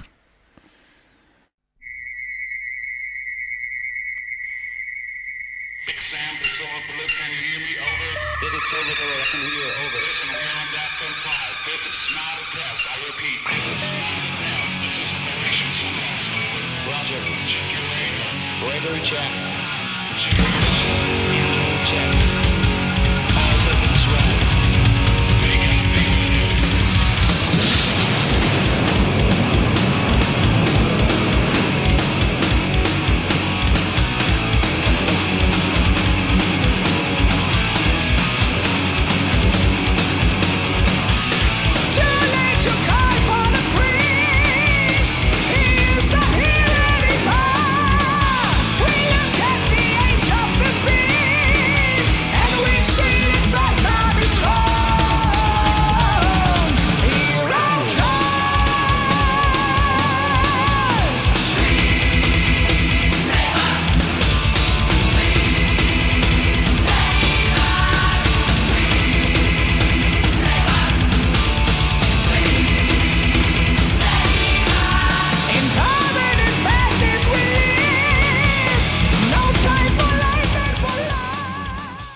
It's a bonus track, so it only gets a bonus play.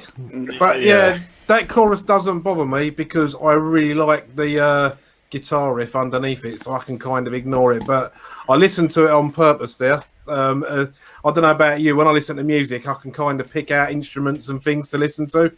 I listened to just the vocals on that bit, or that's the bit I concentrated on. And I've got to be honest, it sounded like the fucking Muppets. So, I get what you were saying now. That says it all, really, doesn't it? All right, so let's confirm then where we've put this in our list. So, Save Us, I have at number 8. Jim? Okay, number 9 for me. And I've got it at number 6. Because I do like the guitar work in it. It got that high up because of the riffing. That's literally it. Yeah, I get the impression this one is not going to be challenging for the number 1 spot. Right, well, do you want to talk amongst yourselves with some final comments on the album, and I will do some quick totting up.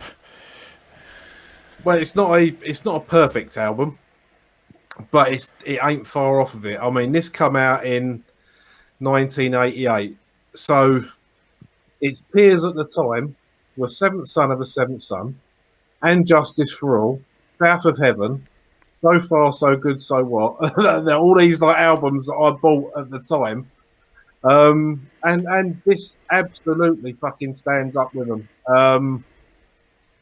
This is almost, and it ain't far off, almost as good as Seventh Son of a Seventh Son by Maiden for me, because this is what I was listening to most at the time.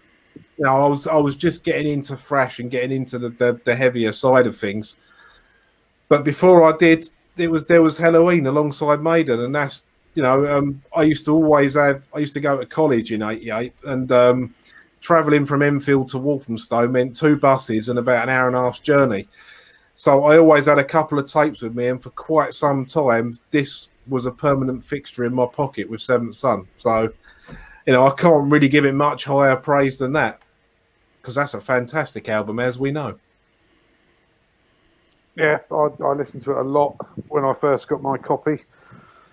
I was at middle school. I was about 12 or 13 at the time, I think. Oh, you I got young it. pup, you. Oh, no, little nipperoonie. Yeah, I had Killers and I had Seventh Son, actually, were my 3 go-to albums at the time. And Walls of Jericho, but I preferred this one to Walls of Jericho. I never had Keeper Part 1 for some reason. You still haven't, or you haven't ever? No, I mean, yeah, I've got access to it now, but I never had it back in the day. But I've listened to how much they improved the production, especially on Kisk's voice of this one compared to the previous one. I think his voice sounded a bit thin and dry, didn't it, on the previous album? They hadn't quite got the sort of post-production right on it. I think he was only 18 or 19. I mean, to be fair, at the time, I mean, I'm sure I'm going to find out for definite. I'm sure Michael Kiske was born in about 1968. I'm going to tell you right now. Yeah, 1968. So he's only, going by calendar years, he's only 4 years older than me. So when I was 16, just leaving school and going to college, he was singing this at the age of 20, which meant he would have recorded the other one at the age of 18 or 19. So yeah, I suppose your voice kind of matures and finishes when you're sort of 20, 21. So that could be one of the reasons why. But fuck's sakes, a 20-year-old belting that out. Yeah. You know, and like we were saying about We Got the Right. I mean, the way he sings that, you'd never put that down as a 20-year-old at all.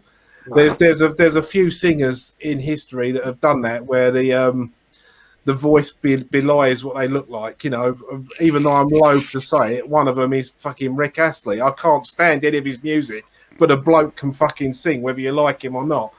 And Kiske is another one. You know, you look at him and he looked like this long-haired fucking kid, and yet he's got that noise coming out of him. He's fucking superb. It's just one of them albums. If you listen to metal and you haven't heard this, then get your head out from under the rock and get it on.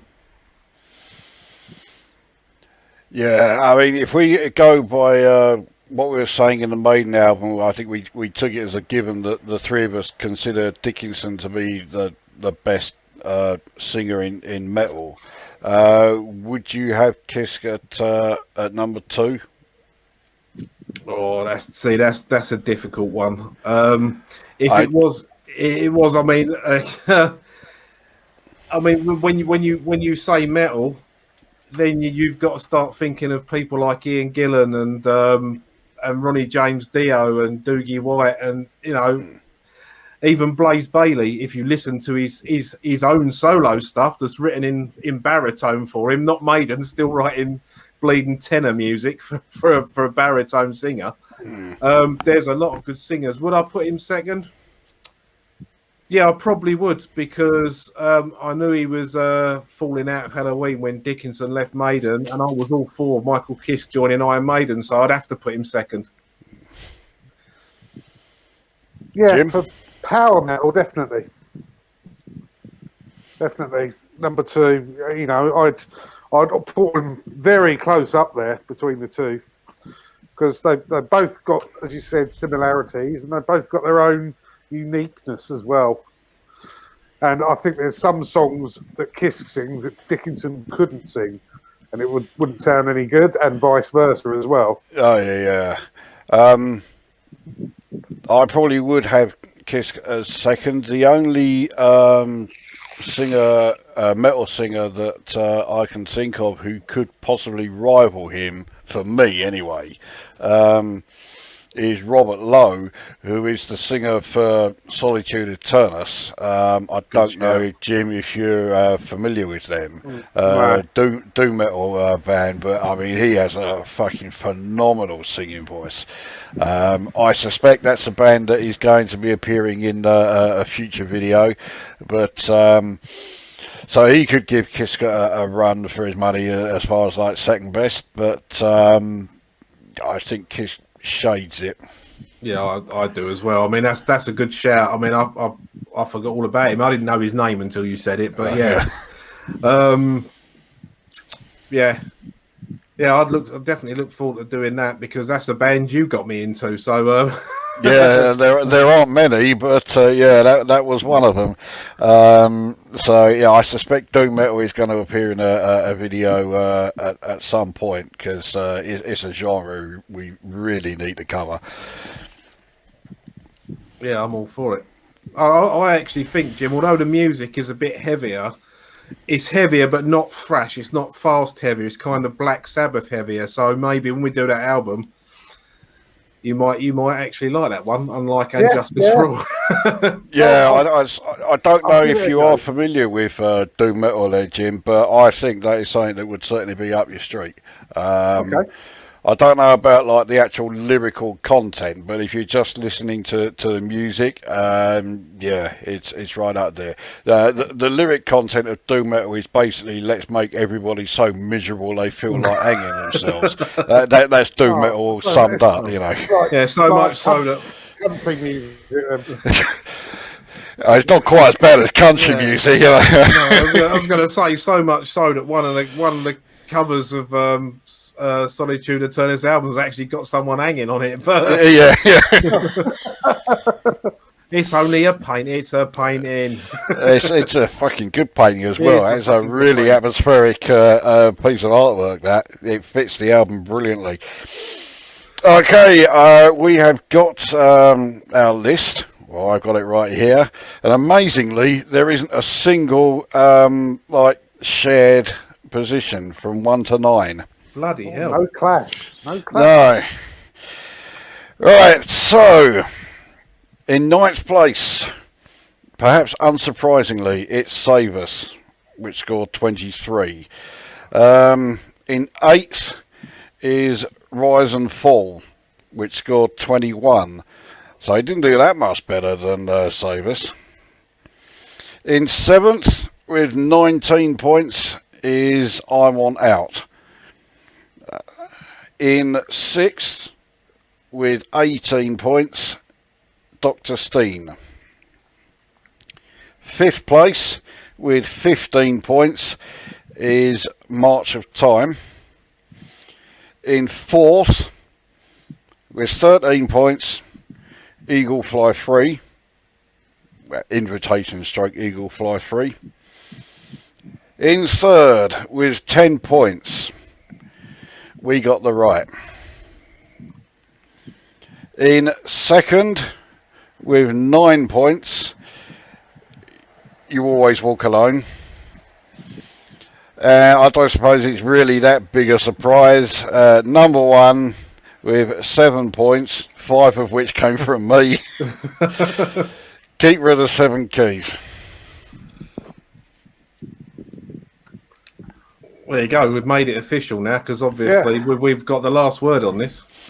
Yeah, there you go. So, officially, Keeper of the Seven Keys part, or no, it's not, there's no part in it. Yeah. Keeper of the Seven Keys is the best song on Keeper of the Seven Keys Part 2. I mean, we're wrong, but officially that is, that is it. Well, it was all very democratic. There was no backhanders or anything like that. No. I say, what you were saying earlier, that you were choosing between 3 to have for your number 1. Personally, I just thought, right, well, both of you are going to have Keeper of the Seven Keys, nailed on number 1, and it's just a case of, right, what takes up positions 2 to 9. I'm surprised there was any sort of doubt there with you for that one. Well, I mean, I had Invitation Eagle Fly Free at number 1 for quite a while when I first started doing the list, and because I only really done the list properly this week. I've been listening to this album. Well, obviously, I've been listening to it for the last 30 odd years, but I've been listening to it properly for quite a few weeks now. It's got to be a good 6 or 7 weeks. Obviously, I'm in my new computer room, and one of the first things I did was put this album. That's why there's only one on here. This is the only album in this music player at the moment because I'm still setting the system up. And I've got this, and I've also got Helloween's new album and Maiden's new album on the computer. And I've been playing them 3 in rotation while I've been in here painting and building furniture and poncing about. And this is the one I've listened to most. So I only really done my list properly, finished it. When did I send you the picture checking the track list? Earlier in the week, weren't it? Yeah, it was only about 3-4 days ago, wasn't it? Yeah, well, that's the exact text document that I put all the ratings on afterwards. I finished it off kind of yesterday because I could not choose. And like I say, to start with, it was Eagle Fly Free because it's a fucking great song. And I really like March of Time as well, and trying to choose between them. But then, when it come down to it, it's like, well, Keeper's got so much in it for me. It's got a riff part, it's got solos, it's got a story, it's got a beautiful intro, it's got a beautiful chorus, and it had so much in it. In the end, it's like, well, I am going to go with that and be predictable because it is the one. It is probably, well, it's not probably, it is my favourite song on the album, and that's where we're going with this, isn't it? It's it's our favourite songs rather than just the ones we think are best because of. It's yeah. I always do these videos from what I think's my favourite rather than what I think I should think is my favourite, if you know what I mean. Mm. Yeah. When I was doing especially the top ones, I mean, Keeper was always going to be number 1, and Dr. Steve was always going to be number 2. I was torn with 3 and 4 mainly. Always Walk Alone, and We Got the Right. And I think it was always Walk Alone pipped it because of the Maiden-esque gallop to it, which I really liked. So that was what it did it for me. Oh, it is hard to choose between those two. I say those are the 2 songs that I was having to choose between for number 1. But in the end, I couldn't not choose We Got the Right. I am still blown away though that you had Eagle Fly Free at number 8. I was a bit harsh on that. Maybe it's 'cause I've heard it sung by all the singers and all the live shows, and I think that's enough. I was a bit harsh on that. I think that might be why I was quite harsh on I Want Out as well, because I don't know. I'm trying to see how well that done on the charts, because it's one of them ones that's I find to be a little bit overplayed. And mind you, saying that, it only got the only charts that are listed here are the Swiss singles chart, which was 27, and the UK singles chart, number 69. I could have swore it got a lot higher than that. No, I knew it wasn't as good a seller as Dr. Steen, so I'm still quite surprised when you gave the chart positions for that one. So I was sure Dr. Steen got into the top 40 over here. But yeah, I knew that I Want Out wasn't a particularly successful single. Although, I mean, getting into the top 100, especially for metal acts, is still, it's not a bad seller. Well, no, it's not. But when you think of 1988, 88 was where we had that awful fucking Brit Awards with Mick Fleetwood and Sam Fox with the heavy metal dancing section. Maiden had 3 or 4 top 10 singles. Metallica's Harvester of Sorrow broke the top 20. One got quite high. That 88 was like the big year for metal. So any other year, those positions would be good, but they probably should have been higher. Well, the thing is, around that time, I mean, you look at the singles that were getting into, the charts there. Yeah, Metallica, Megadeth, Anthrax. It's thrash. Helloween were probably considered a bit sort of old hat at the time. So yeah, the likes of Dr. Steen and I Want Out probably were never going to be able to get much of a looking compared to the likes of One and Hangar 18 and Make Me Laugh. Wasn't really much competition, I don't think. No, I suppose not. Well, there we are. Well, we do have a few cuts to put in, but we have still managed to go on for over 2 hours on one album, which ain't bad going. But yeah, that is Keeper of the Seven Keys Part 2. Far and away Helloween's best album for me. I think their second best album is their most recent one, the self-titled one. And as good as I think that album is, I still think it's quite some way short of this one. Oh yeah. I'm just trying to work out how many more times I can fit this album cover on the fucking screen. There's 4 there now. I'm sure you can find some ways, yeah. Don't Now, as far as videos coming up, the next one is going to be something rather different because it's not about music. It's a film-related video. I don't know how much detail I want to give about it yet, but I can say this. We are going to have a fourth contributor to this one. And it will be discussing a series of films which started off great and ended up going so far down the fucking toilet as to end up just totally unwatchable, which has probably given you a rather serious clue as to what it is. So that is going to be the next one. After that, as far as the music ones go, what I plan on doing is alternating it. So we will do like a video going through a specific album, and then we'll do like a top 5 or a top 10 or something, and then back to the specific album, and then back to the top 10s again. So the next music one will be either a top 5 or a top 10.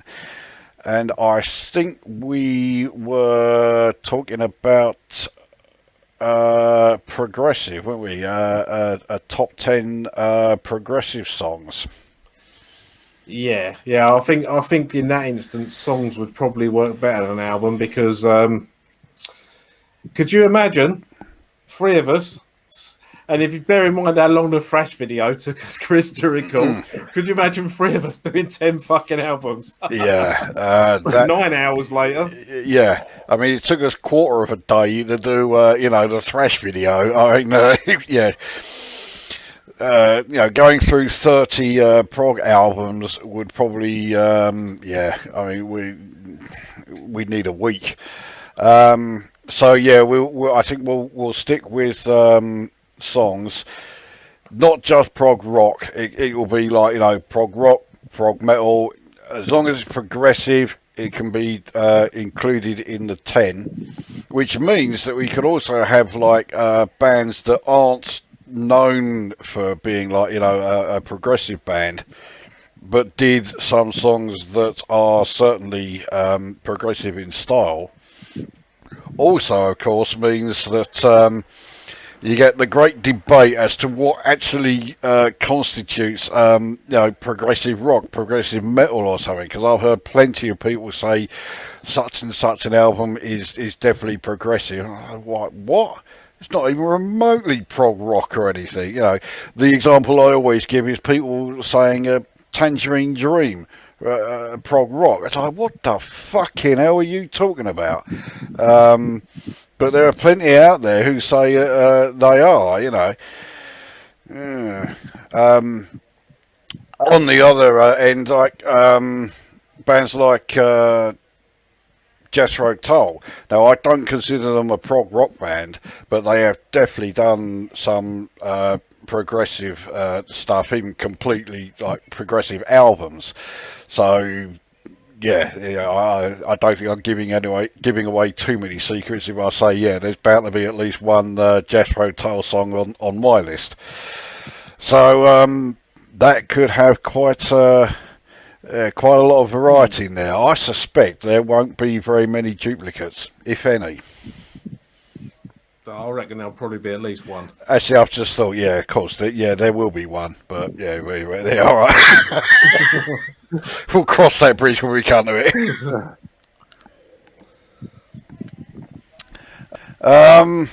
So there we go.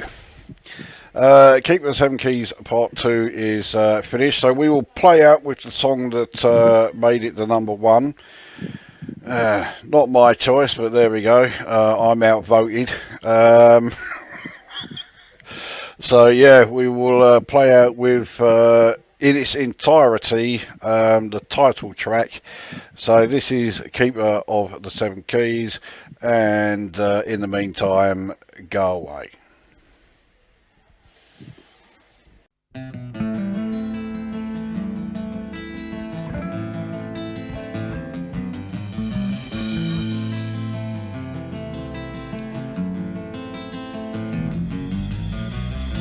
Make the people hold each other's hands and fill their hearts with truth. You made up your mind, so do as divine.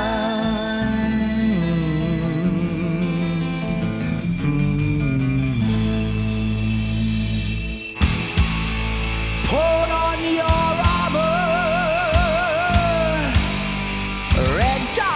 fights. Hold up your sword. You live in the light. Make yourself ready for the lords of the dark. They watch your way, so be cautious, quiet, and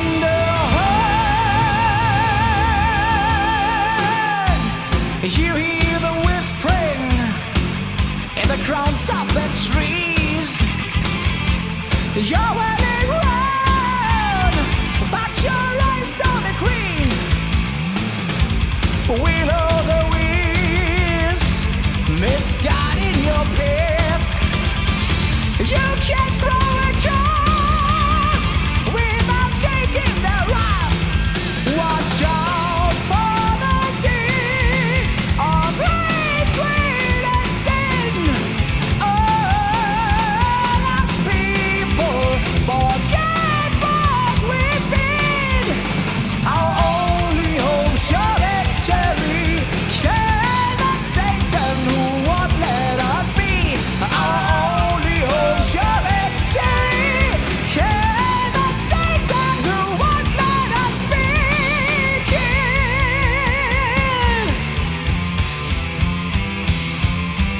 You're the keeper of the seven keys that lock up the seven seas, and the seer of visions set before he would play. Hide them from demons and rescue mankind. All the world we are in will soon be turned to the throne of evil. Take Lucifer's gold to the throne of evil. Take Lucifer's gold. You can feel cold sweat running down your neck, and the drops of voiceless from at your back, guided by spells from the old seer's hands. You're suffering pain, only still can't stand. Stay well on your way and follow the sign. Fulfill your own promise and do what's divine. The seven seas of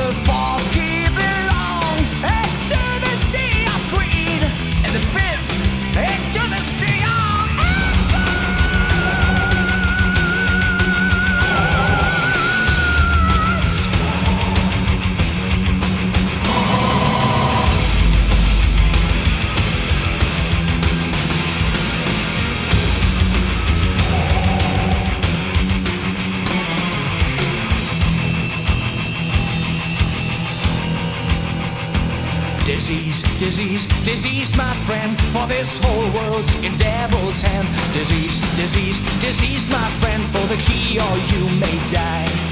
Disease, disease, disease, my friend, for this whole world in devil's hand. Disease, disease, disease, my friend, for the key or you may die.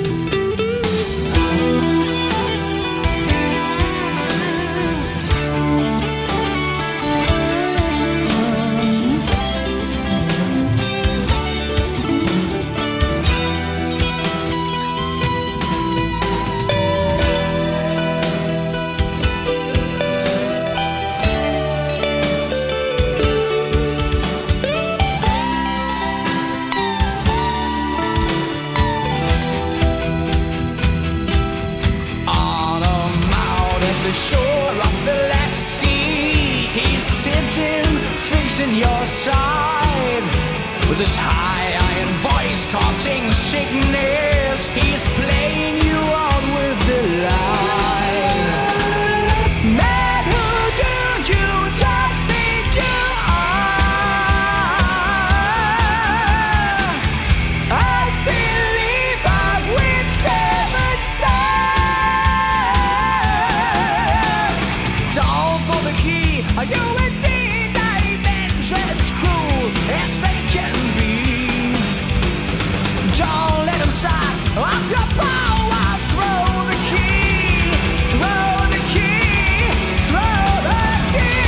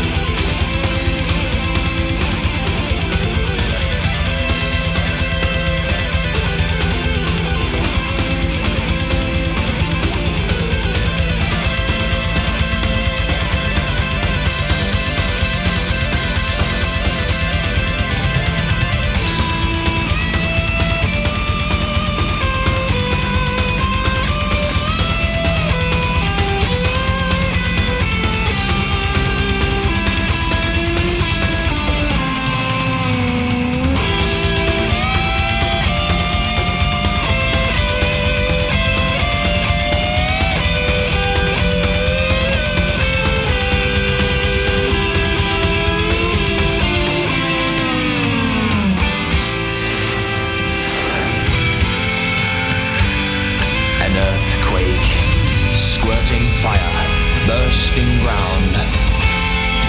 Satan screaming, and earth swallowing him away. You're the keeper of the 7 keys.